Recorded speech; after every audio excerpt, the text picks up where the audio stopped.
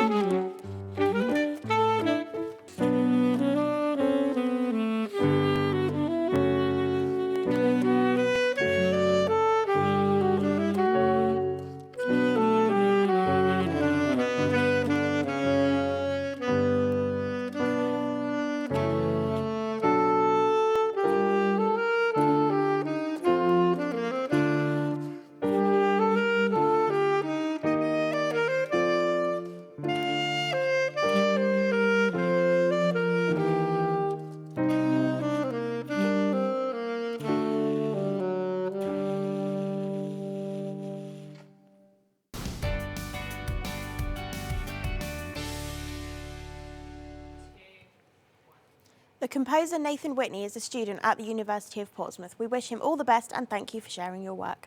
Josh, Talk to me about local music in Portsmouth. It's amazing here in this city because it's so diverse and there's so many different genres, and I feel like in the last 2 or 3 years it's just getting bigger and bigger. I know we've seen some really big artists go from places like Icebreaker even to Victoria's main stages, little stages. It's incredible, isn't it? It's definitely like, it's thriving at the moment, and the talent coming through is just Definitely. unbelievable. But I feel like no matter what genre you like, there's something there for you. Definitely. I think that's key. Well, speaking of talent, did you know that Pompey in the community supports achievement in education, sporting participation and healthy living amongst all abilities and ages? Let's take a look at how they do this with their BTEC programme.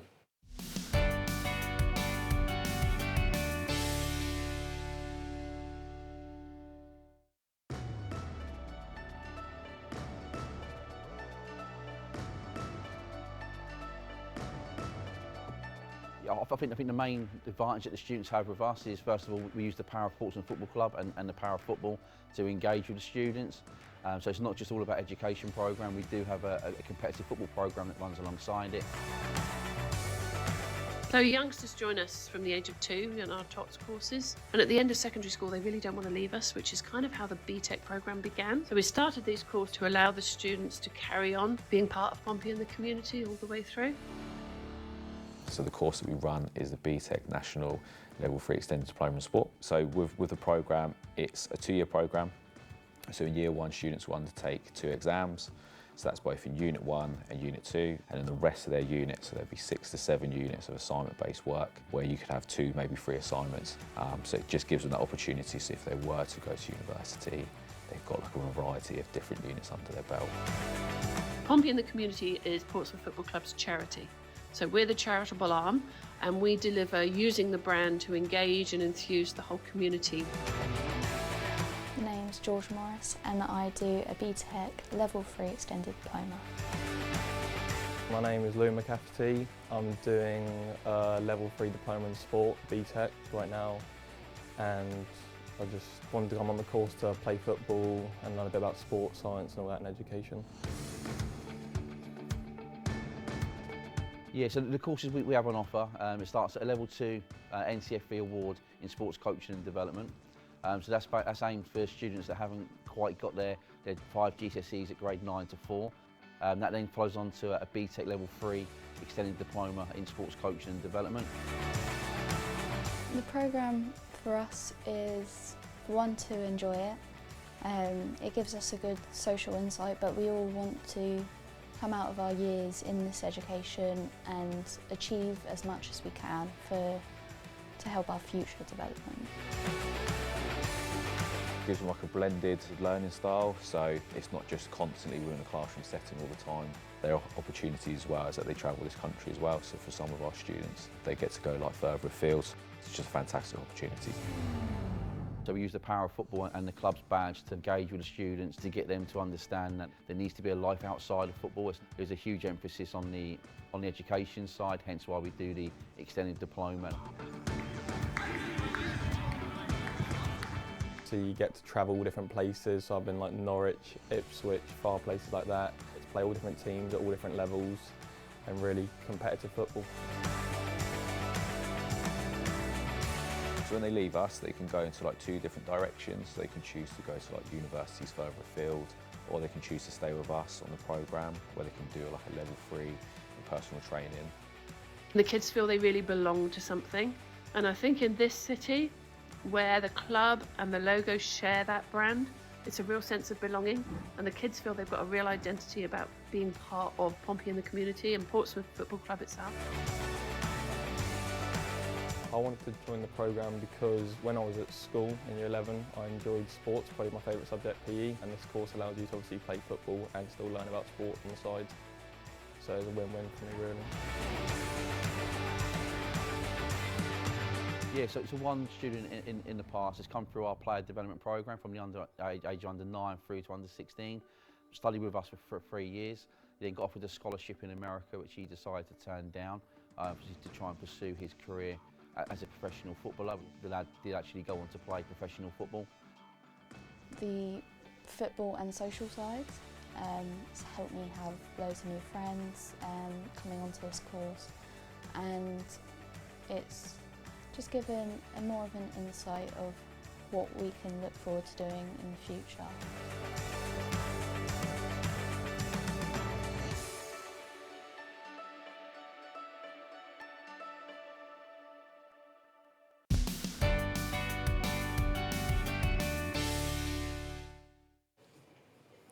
If the course is something you or those around you may be interested in, their website is www.pompeyitc.co.uk, and there you can find out more. The cost of living continues to hit communities really hard, and we'd just like to thank all our local charities and organisations who are putting in so much effort to help people in need. This week we are going to hear from King's Church about and how you can play a part.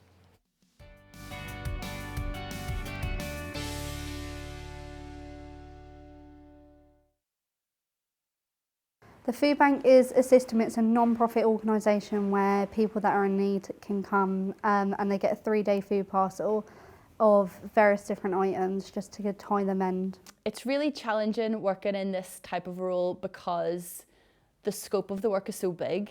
It's like it never ends. So we meet people like every day of the week who are struggling, who are going through difficult times.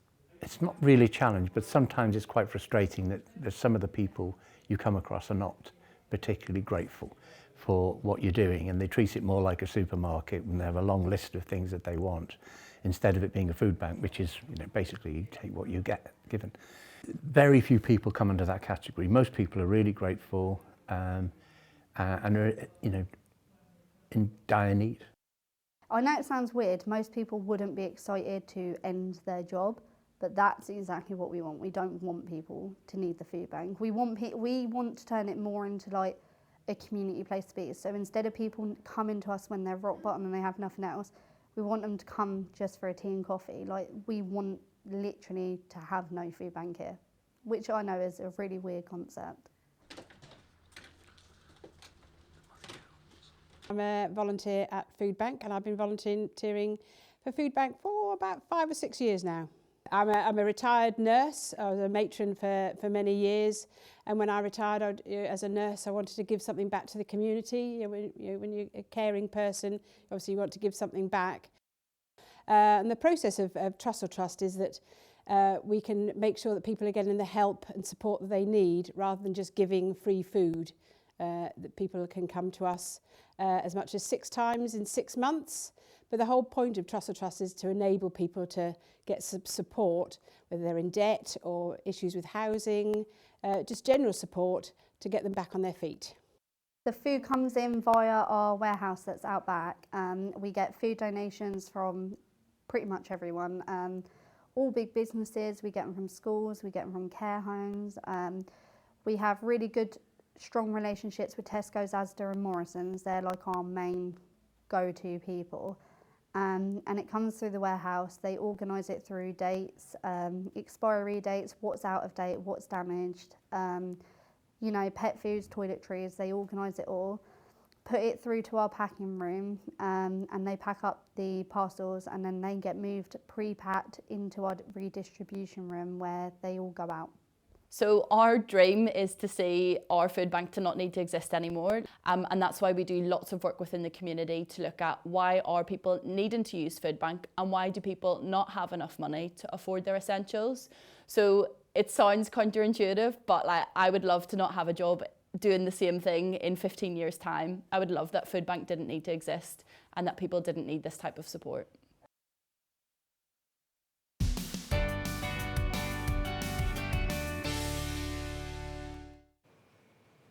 The best food to donate to your local food bank is dry, tinned food or long-lasting food. Here on This Is Portsmouth, we wanted to play our part. All of the food you can see here is the crew's donation in the hope to make a difference together.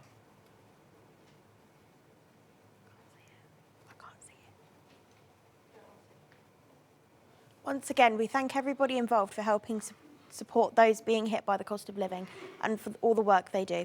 It's still shocking to hear that in 2022, 1 in 3 children were living in poverty. Oh yeah. If you want to get involved with the work they do, go to www.portsmouth.foodbank.org.uk to get more information. We also want to give a massive thank you to King's Church for providing access. This has been really important and amazing for us to witness firsthand the support they give. It is now our pleasure to introduce our special guest, Anya Brown, into the studio to discuss more about helping our city where it's needed most. Anya, thank you so much for coming in today. We want to find out a little bit more about you and why did you get involved in helping in the food bank? So I got involved in the food bank through my placement year that I did. So I got the opportunity to take a year out just to do some work in the industry. And this was through the Love Your Neighbour programme that I did. And I actually then got to be involved with a food bank, a community meal that we provided as well to the homeless community and vulnerable community. And we got to work with women in the sex industry just as like an outreach team, just to provide additional support and just let them know that we were there to support them. So you were involved in Love Your Neighbour, weren't you? Yes. Tell us more. So this was through Harbour Church, and Love Your Neighbour is basically a bigger organisation that just aims to help people in different cities and help the vulnerable communities. So it was really good for me because I got to experience living in Portsmouth in just a little bit of a different light. I got so used to being here as like a student and kind of got caught up in student life. I didn't even realise like how much vulnerability was in Portsmouth, but also how many different organisations and different volunteer teams were there, like supporting these different communities. So like the community meal that we ran, that was on a Monday evening at All Saints Church at the top of Commercial Road. And so we just welcomed like 60 to 70 people in every Monday night, served them a hot meal, served them a pudding. And then also that was a really good time to signpost people to different teams that we also ran that supported different people, and then different like services around the city that they could reach out to and get support. So if someone is struggling watching this, what's a great place for them to go to where they can be signposted for more help? So I would say just do a little bit of a Google search as well about what's out there. Advise Portsmouth is a really good place that you can search up just to find out what different support is out there. All of the different like volunteer teams and organisations are really linked as well, and they know what's going on in the city. So even if you went to one place and got support, they'd definitely be able to signpost you to something else that's also providing support. So there's a really good like network of different teams around the city. So as a city, what more could we be doing to help those in need? I think just like volunteering more. Sadly, there's like quite a big vulnerable population in Portsmouth, but there's also loads of different organisations and charities and different volunteer teams that are just doing like so much as well. So there's a real big sense of hope. So I think if you can go to Hive Portsmouth, that's a really good website that just gives a nice list of like different volunteer teams that you can apply to. You can just set up an application, it's really simple, and then they'll signpost you to different opportunities that are out there, and just chat to people who are already like volunteering, because there's so many different things you can get involved in. That's some amazing advice there. For yourself, what made you want to get into this and kind of help people? So I'm studying international development, and that looks a lot at just providing aid to those in need and how we can best support people. So I think that gave me like a bit of a passion for supporting the vulnerable community. And the moment that I joined the food bank team as well, just being involved in a team that was just giving back, it was really fulfilling, and I really enjoyed that. And it was such a fun team to be involved in as well. We kind of got our little like community together, which was great. And also you do see a lot of like regular faces come into the different like support teams. So it was nice to just get to know some of the people, and I built quite a good like relationship with regular people who came in as well. So that was like really nice. Yeah. And what are the best ways someone can help? So yeah, I would say just do a little bit of a Google search and just see what's out there. Definitely go check out Hive Portsmouth, because that just gives a really good rundown of everything that's going on in Portsmouth. Thank you so much. Thank you so much, Anya, for today, for being part of our show. What a way to end the series with such an important and moving subject. We look forward to playing our part. That's right, we've come to the end of the show, at the end of our limited series. Thank you so much for watching and for joining us this year. It has been a pleasure meeting some of the amazing faces behind such inspiring communities and events, and we look forward to seeing you next year. I'm Josh. I'm Victoria, and now it's time to donate to our nearest food bank. This is Portsmouth. Let's take it.